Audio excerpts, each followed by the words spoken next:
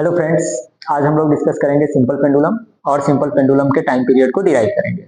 तो जैसा कि हम लोग देख रहे हैं, ये एक सिंपल पेंडुलम है। इसमें क्या है कि ये एक स्ट्रिंग है, जो स्ट्रिंग क्या होगा, मासलेस स्ट्रिंग होगा और इनएक्सटेंसिबल होगा, यानी इसके लेंथ में कोई भी चेंज नहीं होगा। इस पर फोर्स लग रहा है, ये एक बॉब है जिसका सर्टेन मास है, ये फोर्स लग रहा है इस पे वेट के कारण, लेकिन इसके लेंथ में कोई चेंज नहीं होगा। सो ये इनएक्सटेंसिबल है। इस पॉइंट को हम लोग क्या बोलते हैं, पॉइंट ऑफ सस्पेंशन। सो हमने क्या करा, इसको अपन ने रखा पॉइंट ऑफ सस्पेंशन। यहां से सिंपल पेंडुलम का स्ट्रिंग क्या है, कनेक्टेड है। सो पॉइंट ऑफ सस्पेंशन, और इसे हम कहते हैं क्या, बॉब। बॉब को जनरली हम लोग क्या मानेंगे, एक पॉइंट मास मानेंगे जो कि अटैच्ड है इस स्ट्रिंग से, और ये इस प्लेन में क्या करने वाला है, ऑसिलेट करने वाला है। अब इसके ऑसिलेशन का जो एम्पलीट्यूड होगा, एंगुलर एम्पलीट्यूड, ये अज्यूम करेंगे हम लोग बहुत ही कम। ये कम अज्यूम क्यों किया जाता है कि अगर ये बहुत ही कम है, इसका वैल्यू क्या है, बहुत ही माइनर है, लेस है, उस कंडीशन में ये जो लेंथ है ये अप्रोक्सीमेटली हॉरिजॉन्टल हो जाएगा, सॉरी अप्रोक्सीमेटली ये लीनियर हो जाएगा। सो एंगुलर नहीं होकर के इस कंडीशन में क्या हो जाएगा, ये लीनियर कंडीशन हम एज्यूम करेंगे। सपोज दैट कि ये डिस्टेंस क्या हो गया, x है, और हमने क्या रखा हुआ है, यहां से एक सर्टेन एंगल बनना है थीटा। पॉइंट ऑफ सस्पेंशन से लेकर के सेंटर ऑफ मास तक का जो डिस्टेंस है हमने क्या रखा हुआ है, l, और ये बॉब का क्या हो गया, सेंटर ऑफ मास कंसीडर करा। बॉब के मास को हम लोग एज्यूम कर लेते हैं कि बॉब का मास क्या है, m है। तो ये डिराइव करना है कि इसका टाइम पीरियड क्या होगा। ये सिंपल पेंडुलम ऑसिलेट करेगा इस वर्टिकल प्लेन में, तो इस सिंपल पेंडुलम का टाइम पीरियड क्या होगा। टाइम पीरियड डिराइव करने के लिए हम लोग सबसे फंडामेंटल इक्वेशन ऑफ एसएचएम पे जाए, तो फंडामेंटल इक्वेशन ऑफ एसएचएम क्या है, x double dot plus omega square x this equals to 0। यहाँ पे एक्स डबल डॉट किसको रिप्रेजेंट कर रहा है, रीस्टोरिंग एक्सीलरेशन को रिप्रेजेंट कर रहा है। तो जब भी ऑसिलेशन होता है तो ये इसका मीन पोजीशन है, और इस पर एक रीस्टोरिंग फोर्स लग रहा होगा, जो रीस्टोरिंग फोर्स इसको फिर से मीन पोजीशन की तरफ वापस ले जाएगा। इस रीस्टोरिंग फोर्स के कारण इस पर एक रीस्टोरिंग एक्सीलरेशन लगेगा। इस रीस्टोरिंग एक्सीलरेशन को हम लोग एक्स डबल डॉट से रिप्रेजेंट करते हैं। हम ऐसा भी कह सकते हैं इस इक्वेशन को, d2x upon dt square plus omega square x this equals to 0। तो हमें फाइंड आउट करना है इस तरह का एक बेसिक इक्वेशन ऑफ एसएचएम और ऑसिलेशन फाइंड आउट करना है। फिर इस इक्वेशन से हम लोग कंपेयर करेंगे, देन हमें ओमेगा मिल जाएगा, और ओमेगा के बाद हम टाइम पीरियड फाइंड आउट कर सकते हैं। तो ये कैसे होगा वो देख लेते हैं पहले। सपोज कि इसको हमने यहां रखा, और इसको एक ऑसिलेशन के बाद एज्यूम कर रहे हैं किसी एक रैंडम पॉइंट पे है, और यहां से ये लेंथ L और एंगल थीटा। ये डिस्टेंस हम लोग क्या एज्यूम कर लेते हैं कि x है। इस पॉइंट पे लगने वाला दो फोर्स अपन रिप्रेजेंट करते हैं, एक क्या, mg, और इधर एक फोर्स लग रहा होगा क्या, टेंशन। तो स्ट्रिंग में जो फोर्स लग रहा है वो क्या है, टेंशन, और इधर लग रहा है mg। mg के दो कंपोनेंट होंगे, अगर ये थीटा है तो यहाँ जो एंगल बनेगा वो भी क्या होगा, थीटा होगा। अब इस mg के दो कंपोनेंट होंगे, कौन कौन से कंपोनेंट होंगे, तो एक रेडियल कंपोनेंट होगा और दूसरा टेंजेंशियल कंपोनेंट होगा।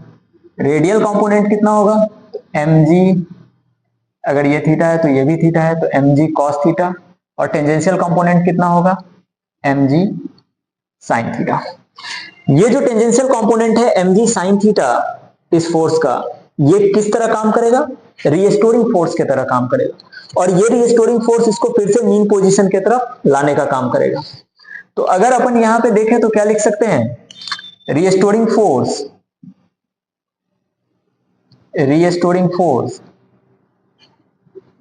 Fr this equals to minus of mg sin theta. Restoring force को हम लोग क्या करते हैं, ऑलवेज निगेटिव साइन से रिप्रेजेंट करते हैं, बिकॉज ये क्या करेगा, हमेशा ही इसको मीन पोजीशन की तरफ लाने का कोशिश करेगा जो भी पार्टिकल ऑसिलेट कर रहा है। So Fr equals to mg sin theta. ये इक्वेशन ऑफ एसएचएम था, बेसिक इक्वेशन ऑफ एसएचएम।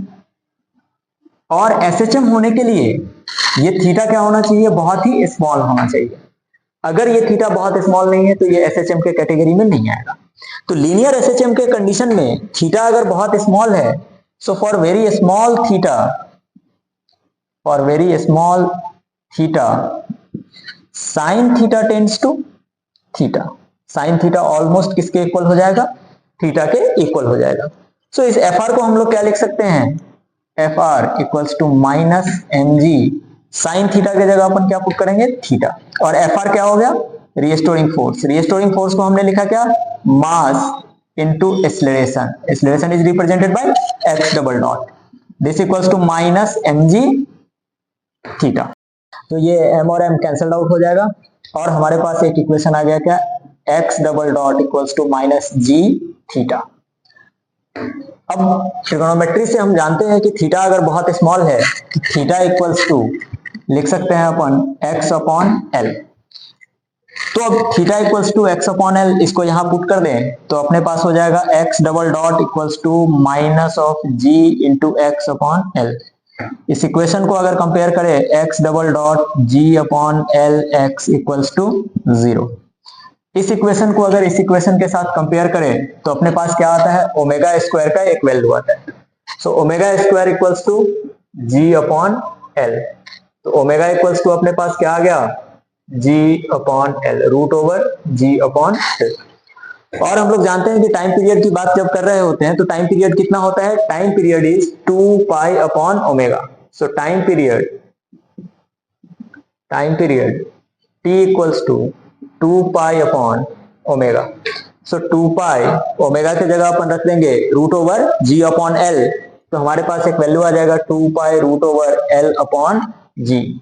ये हो गया टाइम पीरियड, सिंपल पेंडुलम का टाइम पीरियड, जो कि अंडर द ग्रेविटी क्या कर रहा है, ऑसिलेट कर रहा है। यहां पर सिर्फ और सिर्फ एक ही फोर्स काम कर रहा है, वो फोर्स कौन सा है, ग्रेविटेशनल फोर्स है, इसके अलावा कोई दूसरा फोर्स काम नहीं कर रहा है। तो कुछ एजम्पशंस है इसके रिगार्डिंग। पहला एजम्पशन तो ये था कि ये इनएक्सटेंसिबल है। दूसरा एजम्पशन है कि पॉइंट ऑफ सस्पेंशन जो है वो परफेक्टली रिजिड है, मतलब ये चेंज नहीं हो रहा है। और थर्ड एजम्पशन ये है अपना कि यहाँ पे जो बॉब ऑसिलेट करेगा तो इस पे कोई भी डैम्पिंग फोर्स नहीं लगेगा, मींस कि इसको कोई भी रिटार्ड नहीं करेगा, इसके एनर्जी को कोई भी फोर्स ऐसा नहीं है जो रिड्यूस करे। सो यहाँ पे कोई भी एनर्जी रिड्यूस नहीं हो रहा है, तो ये बॉब इनफाइनाइट टाइम के लिए क्या कर रहा होगा, ऑसिलेट करेगा, जिसमें इसका टाइम पीरियड कितना होगा, 2 pi root over L upon जी। तो एक ऑसिलेशन कंप्लीट करने में इसको इतना टाइम लग रहा है। अब इसी डेरिवेशन को, इसी फॉर्मूले को फिर से डिराइव करते हैं हम लोग, लेकिन देखेंगे कि अगर इसको एंगुलर एसएचएम कंसीडर करें तो कैसे डिराइव कर सकते हैं, क्योंकि एक ही क्वेश्चन है, वहां पे क्या हो सकता है, एंगुलर एसएचएम से भी वो क्वेश्चन बन सकता है, एंगुलर ऑसिलेशन से भी वो क्वेश्चन बन सकता है, वही क्वेश्चन लीनियर एसएचएम से भी बन सकता है। तो इसी प्रॉब्लम को हम लोग फिर से देखते हैं, डिस्कस करते हैं, और इस बार एंगुलर एसएचएम के थ्रू क्या करेंगे, इसको डिराइव करने का कोशिश करेंगे। करते हैं सिंपल पेंडुलम का time period angular acceleration, sorry angular oscillation के टर्म में कैसे डिराइव होगा, एंगुलर ऑसिलेशन जब हम कंसीडर करेंगे तो कैसे डिराइव होगा। तो सपोज कि ये एक आपका क्या है, सिंपल पेंडुलम है, और ये एक सिंपल पेंडुलम है जो कि ऑसिलेट कर रहा है इस दो पॉइंट के बीच में, और मैंने कहीं पे एक रैंडम पॉइंट ये एज्यूम किया हुआ है, और ये एंगल क्या है, थीटा है। तो जब भी हम लोग एंगुलर एसएचएम की बात करते हैं उस टाइम हमारे दिमाग में होना चाहिए कि एंगुलर एक्सेलरेशन, एंगुलर ऑसिलेशन के लिए इंपॉर्टेंट क्या है, रिस्टोरिंग टॉर्क। तो हमें चाहिए इस पॉइंट पे रिस्टोरिंग टॉर्क, हमें फाइंड आउट करना है इस पॉइंट पे कि रिस्टोरिंग टॉर्क कितना हो रहा है। पेंडुलम का ऑब्वियसली बॉब का मास हमने m रखा हुआ है, और जो पॉइंट ऑफ सस्पेंशन से लेकर के सेंटर ऑफ मास तक का डिस्टेंस है उसे हमने क्या एज्यूम करा है, l एज्यूम करा है। तो इस पॉइंट पे अगर सोचे कि कितना टॉर्क लग रहा है, तो इस पॉइंट पे पहले फोर्स कितना लग रहा है, इधर एक फोर्स लग रहा है mg, और इसके दो कंपोनेंट होंगे, एक टेंजेंशियल कंपोनेंट और एक क्या, रेडियल कंपोनेंट। तो सपोज दैट कि अगर ये एंगल थीटा था तो यहाँ भी एंगल जो बनेगा वो थीटा ही बनेगा, और ये टेंजेंशियल कंपोनेंट हो जाएगा mg sin theta, and radial component जो हो जाएगा mg cos थीटा, और स्ट्रिंग में जो टेंशन लग रहा होगा वो होगा T। तो यहाँ स्ट्रिंग में टेंशन लग रहा है T, ये mg cos थीटा को बैलेंस करने का काम करेगा, और ये mg sin थीटा ये एक टॉर्क प्रोवाइड करेगा about the point of suspension. तो रिस्टोरिंग टॉर्क कितना होगा, तो restoring torque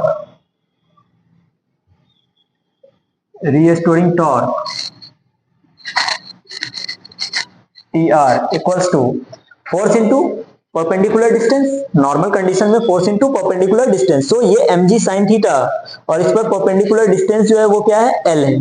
so restoring torque कितना हो जाएगा, mgl sin थीटा। तो हम यहाँ क्या लिखेंगे, minus of mgl sin theta, negative of mgl sin theta.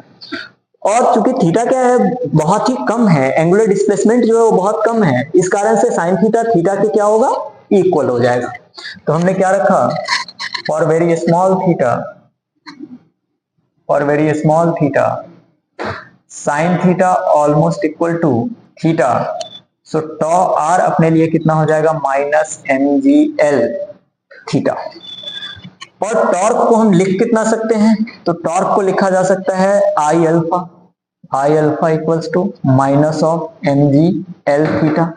I alpha, I यहाँ पे मोमेंट ऑफ इनर्शिया है और अल्फा क्या है, एंगुलर एक्सेलरेशन। एंगुलर एक्सेलरेशन को रिप्रेजेंट करने के लिए हमारे पास क्या है, I theta double dot this equals to minus mgl theta. Theta double dot means कि थीटा का डबल डिफरेंशिएशन अपने क्या है विद रिस्पेक्ट टू टाइम। अब अगर मोमेंट ऑफ इनर्शिया पे सोचे तो मोमेंट ऑफ इनर्शिया दोनों के कारण होना चाहिए था, स्ट्रिंग के कारण भी और बॉब के कारण भी, लेकिन स्ट्रिंग चूंकि मासलेस है इसलिए स्ट्रिंग के कारण मोमेंट ऑफ इनर्शिया 0 है और बॉब का मास m है, डिस्टेंस l है, तो अपन जानते हैं कि मोमेंट ऑफ इनर्शिया कितना होगा, m into L square, mass into square of the distance. So अगर यहाँ पे मैं मोमेंट ऑफ इनर्शिया के जगह रिप्रेजेंट कर दूं कितना, ml square theta double dot plus mgl theta is equals to 0। Mass तो कॉमन है, बाहर चला जाएगा तो फिर अपने पास क्या बचेगा, अगर मैं ml स्क्वायर से डिवाइड करूं तो अपने पास आएगा theta double dot plus g upon l theta and this equals to 0। हमने theta double dot ml square से क्या करा, दोनों साइड डिवाइड कर दिया। ये इक्वेशन है, बेसिक इक्वेशन ऑफ एसएचएम है, किसमें, एंगुलर ऑसिलेशन में। तो अगर मैं इसको कंपेयर करूं theta double dot omega square theta equals to 0 से, तो अपने पास अगेन क्या आ रहा है, omega square equals to G upon L और omega equals to root over G upon L. अब अगर टाइम पीरियड की बात करते तो टी इक्वल्स टू क्या हो जाएगा, 2 पाई अपॉन ओमेगा, तो टाइम पीरियड कितना हो जाएगा, 2 pi root over L upon जी, ये हो गया टाइम पीरियड। तो सिंपल पेंडुलम का हमने टाइम पीरियड देखा, लीनियर एसएचएम के टर्म में भी फाइंड आउट कर सकते हैं, एंगुलर एसएचएम के टर्म में भी क्या कर सकते हैं, फाइंड आउट कर सकते हैं। ये हमारा टाइम पीरियड हो गया। अब हम लोग डिस्कस करेंगे कि टाइम पीरियड किन किन फैक्टर्स पे डिपेंड करता है, किन किन फैक्टर्स पे डिपेंड नहीं करता है। साथ ही साथ देखेंगे कि अगर जी में किसी तरह का कोई वेरिएशन होगा तो उसको हम लोग कैसे फाइंड आउट करेंगे, उस कंडीशन में टाइम पीरियड कैसे फाइंड आउट करेंगे। तो देखते हैं कि हम लोग टाइम पीरियड किन किन फैक्टर्स पे डिपेंड करता है। तो पहली बात, जैसा कि इक्वेशन में हम लोग देख रहे हैं, time period is directly proportional to root over L. Time period length का क्या है, डायरेक्टली प्रोपोर्शनल है, लेकिन लेंथ क्या है, स्क्वायर रूट में। और टाइम पीरियड इनवर्सली प्रोपोर्शनल है रूट ओवर जी। तो अगर ग्राफ बनाया जाए, ये तो क्लियरली पता है कि टाइम पीरियड लेंथ पे डिपेंड कर रहा था और एक्सेलरेशन ड्यू टू ग्रेविटी पे डिपेंड कर रहा था, लेकिन अगर इसके बीच का ग्राफ बनाया जाए तो ग्राफ कैसा होगा, तो देख लेते हैं कि ग्राफ हम लोगों का कैसा आता है। सो अगर टाइम पीरियड और रूट एल के बीच का ग्राफ बना है तो डायरेक्टली प्रोपोर्शनल है, कैसा ग्राफ बनेगा, स्ट्रेट लाइन का ग्राफ बनेगा, स्ट्रेट लाइन ग्राफ बनेगा। और अगर टाइम पीरियड और लेंथ के बीच का ग्राफ बनाया जाए, टाइम पीरियड और लेंथ के बीच का ग्राफ बनाया जाए, है ना, तो ये एक पैराबोलिक कर्व बनेगा, इस तरह का कर्व बनेगा। जेईई मेन में एक क्वेश्चन आ चुका है कि डायरेक्ट टाइम पीरियड के स्क्वायर तथा length of pendulum, simple pendulum, उसके बीच का ग्राफ पूछा हुआ है। तो अगर दोनों तरफ अपन स्क्वायर करें तो क्या होगा, T square directly proportional to L, यानी टाइम पीरियड का स्क्वायर, और अगर लेंथ का भी ग्राफ बनाया जाए तो वो भी क्या होगा, डायरेक्टली प्रोपोर्शनल है, तो एक स्ट्रेट लाइन बनेगा। और अब देखते हैं कि ये जी जो है, जी अगर वेरी करे या अगर किसी ऐसे फील्ड में रखा जाए जहां जी का वैल्यू क्या हो सके, चेंज हो सके किसी और एक्सेलरेशन के कंपोनेंट के कारण, तो उस कंडीशन में हम लोग टाइम पीरियड कैसे फाइंड आउट करेंगे। अब हम लोग डिस्कस करते हैं कि अगर सिंपल पेंडुलम पर कोई और एक्सेलरेशन लग रहा हो, जी के अलावे भी कोई एक्सेलरेशन लग रहा हो, तो हम लोग सिंपल पेंडुलम का टाइम पीरियड कैसे फाइंड आउट करेंगे। पहले देखते हैं कि अगर सपोज दैट कि ये एक अपना क्या होता, सिंपल पेंडुलम होता, इसका इफेक्टिव लेंथ यहां से यहां तक क्या है, एल है, और इस पर कोई एक दूसरा एक्सेलरेशन क्या कर रहा है, एक्ट कर रहा है। तो ये इस पे क्या ही एक्सेलरेशन एक्ट कर सकता है वो देख लेते हैं। जैसे एग्जांपल के लिए हमने क्या किया, इस सिंपल पेंडुलम को कुछ चार्ज दे दिया है और इसको एक इलेक्ट्रिक फील्ड में रख दिया है। तो सपोज दैट कि इस पे एक इलेक्ट्रिक फील्ड इस डायरेक्शन में क्या कर रहा है, काम कर रहा है। इलेक्ट्रिक फील्ड इस डायरेक्शन में काम कर रहा है और सिंपल पेंडुलम पे कुछ क्या है, चार्ज है। सपोज कर लेते हैं कि सिंपल पेंडुलम पे क्यू चार्ज है। सिंपल पेंडुलम का मास जो है, बॉब का मास जो है वो कितना है, m है। अब इलेक्ट्रिक फील्ड का वैल्यू क्या है, E है। इस कंडीशन में हम जो टाइम पीरियड लिखेंगे वो क्या लिखेंगे, t equals to 2 pi root over l upon g effective. ये होगा अपना टाइम पीरियड। पॉइंट ये है कि g इफेक्टिव मीन्स क्या, g effective means net acceleration, यानी बॉब पे लगने वाला नेट एक्सेलरेशन ही क्या कहलाएगा, g इफेक्टिव कहलाएगा। अब अगर इस बॉब पे सोचे तो बॉब पे क्या हो रहा है कि दो फोर्स एक साथ काम कर रहे हैं। इस बॉब का अगर मैं फ्री बॉडी डायग्राम सोचूं तो यहां क्या होगा कंडीशन, एक तो mg लग रहा है और दूसरा क्या लग रहा था, इधर QE लग रहा था। सो रिस्टोरिंग अगर फोर्स की बात करते तो इस QE के कारण भी होता और इस mg के कारण भी होता।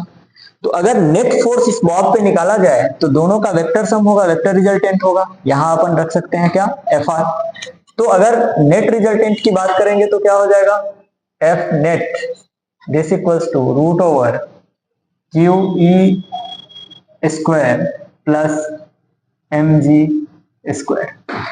अब अगर नेट एक्सेलरेशन की बात करेंगे तब क्या हो जाएगा, A net equals to F net divide by m। सो क्या आएगा, QE square plus mg whole square and divide by m। अगर m को क्या किया जाए, इनसाइड रखा जाए तो अपने पास क्या आ जाएगा, g square plus QE by m का होल स्क्वायर। ये नेट एक्सेलरेशन ही हमारा क्या होगा, g इफेक्टिव होगा। तो इसको हम लोग क्या कह सकते हैं, g इफेक्टिव। तो जब भी हम टाइम पीरियड निकालेंगे किसी भी सिंपल पेंडुलम का, जबकि उस पर क्या होगा, कोई दूसरा भी एक्सेलरेशन काम कर रहा होगा, तो उसमें सबसे पहली बात हमें देखनी पड़ेगी कि g इफेक्टिव कितना है। जब हमने g इफेक्टिव निकाल लिया, इस g इफेक्टिव का वैल्यू हम पुट कर देंगे अपने फॉर्मूला में, जो कि हमारे पास क्या आया हुआ है, time period is equal to 2 pi root over L upon G effective. और जी इफेक्टिव का वैल्यू हमारे पास क्या है, root over G square plus QE divide by m का होल स्क्वायर। ये टाइम पीरियड होगा कब, जब बॉब पर एक सर्टेन चार्ज गिवन होगा Q और बॉब को इलेक्ट्रिक एंड ग्रेविटेशनल फील्ड के कॉम्बिनेशन में कहीं पर क्या किया जाए, रखा जाए। तो हम टाइम पीरियड निकाल सकते हैं इस तरह से। इसी बॉब के बारे में सोचते हैं कि अगर इस बॉब को क्या करा जाए, पूरे सिस्टम को, पूरे सिंपल पेंडुलम के सिस्टम को किसी एक लिफ्ट या एलिवेटर में रखा जाए और उसको a एक्सेलरेशन के साथ एक्सेलरेट किया जाए, इधर इन द अपवर्ड डायरेक्शन और इन द डाउनवर्ड डायरेक्शन। फिर उस पर क्या इफेक्ट होगा वो हम लोग अभी डिस्कस करते हैं। तो अब सिंपल पेंडुलम के पूरे सिस्टम को हमने क्या करा है, एक लिफ्ट में रखा हुआ है या एक एलिवेटर में रखा हुआ है और लिफ्ट के छत से क्या कर रहे हैं, एक बॉब को सस्पेंड किया हुआ है। और अभी जो अपन कंडीशन ले रहे हैं उसमें लिफ्ट जो है वो a एक्सेलरेशन के साथ अपवर्ड डायरेक्शन में क्या हो रहा है, मूव कर रहा है। तो इस बॉब पे अगर हम लोग सोचे तो क्या ही हो सकता है, अगर इस बॉब पे सोचा जाए तो यहाँ पे दो एक्सेलरेशन काम कर रहा होगा। एक तो क्या, acceleration due to gravity g, और एक जो ये एक्सेलरेशन है जिससे कि लिफ्ट क्या हो रहा है, अपवर्ड डायरेक्शन में जा रहा है। उस एक्सेलरेशन के कारण इस बॉब पे क्या होगा, एक स्यूडो एक्सेलरेशन लगेगा डाउनवर्ड डायरेक्शन में। तो अगर इफेक्टिव एक्सेलरेशन की बात करें बॉब पे तो क्या होगा, g effective equals to g plus a। तो अब टाइम पीरियड इस केस में क्या हो जाएगा, t equals to 2 pi root over L upon g plus a। ये है टाइम पीरियड जब भी एक सिंपल पेंडुलम किसी भी लिफ्ट में क्या हो रहा हो, मौजूद हो, और लिफ्ट क्या हो रहा हो, अपवर्ड डायरेक्शन में एक्सेलरेट कर रहा हो। अगर यही लिफ्ट क्या होता, सपोज दैट कि ये लिफ्ट डाउनवर्ड डायरेक्शन में क्या हो रहा होता, डाउनवर्ड डायरेक्शन में एक्सेलरेट हो रहा होता, ए एक्सेलरेशन के साथ क्या हो रहा होता, डाउनवर्ड डायरेक्शन में मूव कर रहा होता, तब क्या होगा, जी इफेक्टिव इस कंडीशन में स्यूडो एक्सेलरेशन इस बार क्या लगेगा, अपवर्ड डायरेक्शन में लगेगा।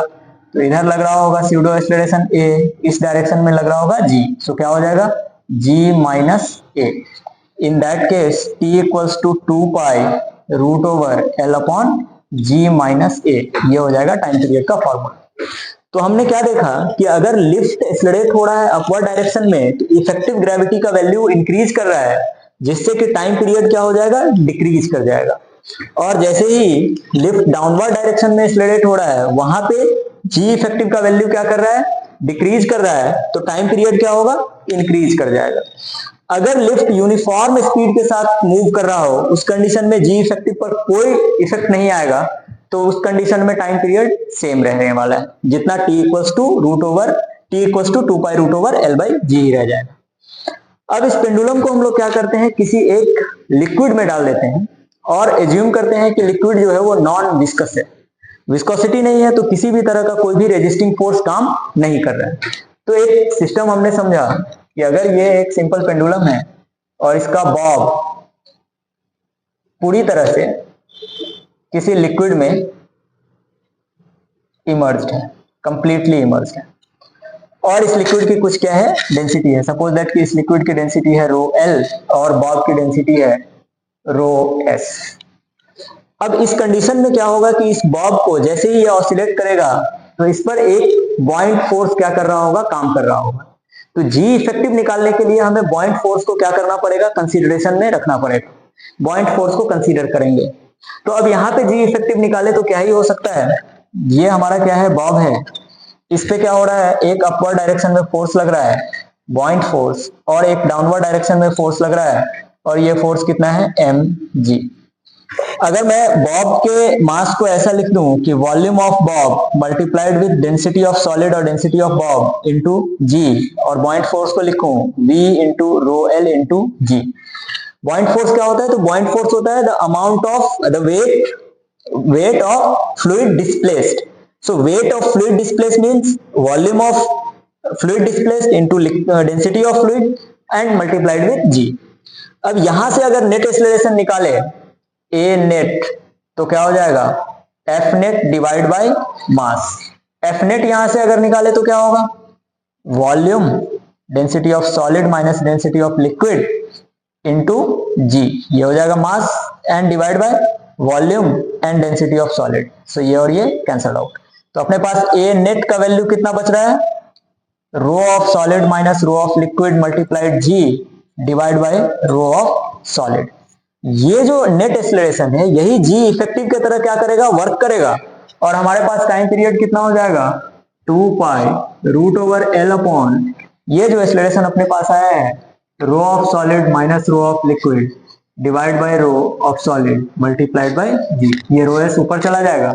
सो 2 pi root over L rho S divide by rho S minus rho L और मल्टीप्लाइड बाय जी। तो अगर क्या हो सकता है कि टाइम पीरियड निकालना हो जहां पे कि डिफरेंट टाइप ऑफ फोर्स लग रहा हो और एक्सेलरेशन ड्यू टू ग्रेविटी भी साथ में एक्ट कर रहा हो, तो हम लोग टाइम पीरियड फाइंड कर सकते हैं अलग अलग कंडीशन में। अब इसके बेसिस पे एक दो क्वेश्चन देखते हैं कि ये स्टैंडर्ड क्वेश्चन क्या है, जेईई मेंस के एक दो क्वेश्चन देख लेते हैं कि टाइम पीरियड कैसे निकालते हैं डिफरेंट कंडीशन में। चलो तो इस प्रॉब्लम को देखते हैं। ये प्रॉब्लम दरअसल क्या है कि 2005 जेईई के स्क्रीनिंग से लिया गया है और सिंपल पेंडुलम के बारे में है। फंडामेंटल प्रॉब्लम है, फंडामेंटल टाइम पीरियड के कॉन्सेप्ट पर क्या हो जाएगा, बन जाएगा। तो क्या क्या रहा था कि pendulum, simple pendulum has time period is what, t1। सो अगर t1 की बात करें तो t1 अपन लिखेंगे कितना, t1 equals to 2 pi root over l upon G. l length of the pendulum and g normal condition में क्या है, सरफेस पे ग्रेविटेशनल एक्सेलरेशन का वैल्यू। अब point of suspension is now moved upward according to the relation y equals to kt square, where y is the virtual displacement। अगर हम लोग assume कर लें कि ये क्या है, पॉइंट ऑफ सस्पेंशन होता और यहां से सस्पेंड करा है किसी पेंडुलम को और ये पॉइंट ऑफ सस्पेंशन है, तो ये पूरा सिस्टम जो है, पॉइंट ऑफ सस्पेंशन क्या हो रहा है, अपवर्ड डायरेक्शन में मूव कर रहा है, y equals to kt square. इस रिलेशन के साथ क्या कर रहा है, अपवर्ड डायरेक्शन में मूव कर रहा है। ये अगर अपन देखें तो कुल मिलाकर के कैसा एक सिस्टम बन रहा है, जो कि लिफ्ट में पूरा सिस्टम रखा हुआ है और लिफ्ट जो है वो एक किसी एक्सेलरेशन के साथ अपवर्ड डायरेक्शन में जा रहा है। लेकिन यहाँ पे क्या है कि हमें एक्सेलरेशन डायरेक्टली गिवन नहीं है, यहाँ पे y के साथ एक रिलेशन बना करके दिया हुआ है, डिस्टेंस के साथ एक रिलेशन बना के दिया हुआ है टाइम का। तो हम लोग यहाँ से एक्सेलरेशन पहले फाइंड आउट करने का कोशिश करते हैं। So y equals to kt square, अगर y को एक बार डिफरेंशिएट करें टाइम के रिस्पेक्ट में मुझे वेलोसिटी मिल जाएगा। So v equals to dy upon dt and that will be 2kt। Velocity को एक बार और डिफरेंशिएट करें तो एक्सेलरेशन मिल जाएगा। So acceleration equals to dv upon dt, और वो हमारे पास कितना आ जाएगा 2k। सो इस डायरेक्शन में, अपवर्ड डायरेक्शन में जो वेलोसिटी हो रहा है, सॉरी एक्सेलरेशन हो रहा है, वो कितना हो रहा है a equals to 2k। k का वैल्यू हमें गिवन है, हाँ गिवन है, कितना 1 मीटर पर सेकेंड स्क्वायर। तो अब k का वैल्यू गिवन है तो हमारे लिए एक्सेलरेशन अब कितना हो चुका है 2 मीटर पर सेकेंड स्क्वायर। तो अपवर्ड डायरेक्शन में एक एक्सेलरेशन है 2 मीटर पर सेकेंड स्क्वायर का। अब इफेक्टिव जो एक्सेलरेशन ड्यू टू ग्रेविटी था वो कितना हुआ? So effective acceleration due to gravity will be g plus a, क्योंकि हमने देखा था कि जब भी लिफ्ट अपवर्ड डायरेक्शन में a एक्सेलरेशन के साथ जा रहा था उस कंडीशन में पेंडुलम पे इफेक्टिव एक्सेलरेशन जो होता है वो क्या लगता है g प्लस a लगता है। स्यूडो एक्सेलरेशन किधर लग रहा होता है? डाउनवर्ड लग रहा होता है। तो हमने क्या करा, g इफेक्टिव का वैल्यू फाइंड आउट किया। g इफेक्टिव कितना हो जाएगा g प्लस a, g का वैल्यू क्वेश्चन में गिवन है 10 metre per second square. So 10 plus 2 that will be 12 metre per second square. अब हमारे क्वेश्चन का एंड क्या कह रहा था कि we have to find the value of t1 square upon t2 square. तो हम लोग जान रहे हैं कि time period is directly proportional to 1 upon root over g। सो अगर टाइम का स्क्वायर की बात करें तो क्या हो जाएगा 1 upon g। So t1 square upon t2 square equals to, लिख सकते हैं t2 का इक्विवेलेंट g कितना था, g effective divide by g। g effective का वैल्यू हमने कितना निकाला है 12, तो ये क्या आ जाएगा 12 and divide by 10 cancel out होगा। We have the result as 6 upon 5।